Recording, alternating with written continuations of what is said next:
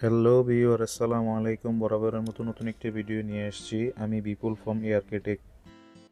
এখন আমরা আপনাদেরকে একটা গেমিং ল্যাপটপের রিভিউ দেখাবো, যেটা হচ্ছে গিগাওয়াইডের gaming G5K-F12 gen Intel core i5 laptop, যার মধ্যে আছে 8 GB DDR4 3200 হার্টজের র্যাম, আর সাথে আছে Nvidia RTX 4060 DDR6 8 GB graphics card.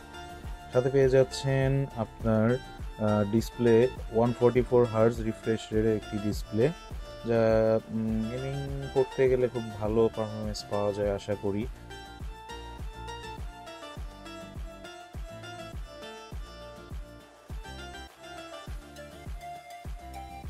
তো বন্ধুরা, এখন আমরা দেখে নিই পুরো ল্যাপটপের ভিডিওটা কীভাবে আমরা র্যাম আপডেট করব।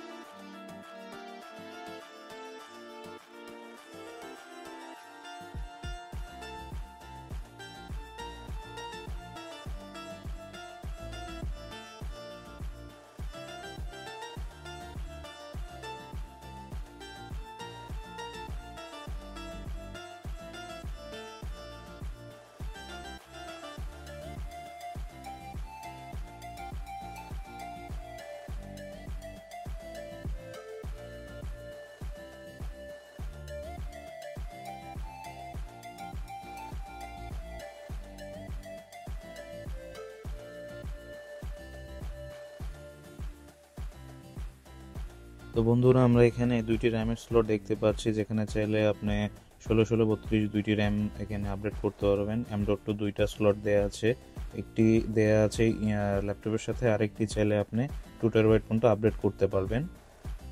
এখন আমরা ট্রান্সেন্ডের 8 GB DDR4 3200 মেগাহার্জের একটা র্যাম আপডেট করব এই ল্যাপটপের মধ্যে। আরেকটা জিনিস বন্ধু অবশ্যই মাথায় রাখতে হবে বা খেয়াল রাখতে হবে, সেটা হচ্ছে যখনই আমরা ল্যাপটপে র্যাম বা এসএসডি আপডেট করব এই আপডেট জেনারেশন ল্যাপটপগুলোতে, তার সেই ল্যাপটপগুলোতে আপডেট করার আগে, র্যাম বা এসএসডি আপডেট করার আগে অবশ্যই আপনার একটা জিনিস খেয়াল রাখতে হবে, সেটা হচ্ছে ব্যাটারির যে পাওয়ার কানেকশন সেটা অবশ্যই ডিসকানেক্ট করে নিতে হবে। ডিসকানেক্ট করার পরে র্যাম বা এসএসডি আমরা আপডেট করব। আপডেট করার পরে আবার এই ব্যাটারির পাওয়ার কানেকশনটা আবার কানেক্ট করে দিব, দেন আমরা ল্যাপটপ পাওয়ার অন করব।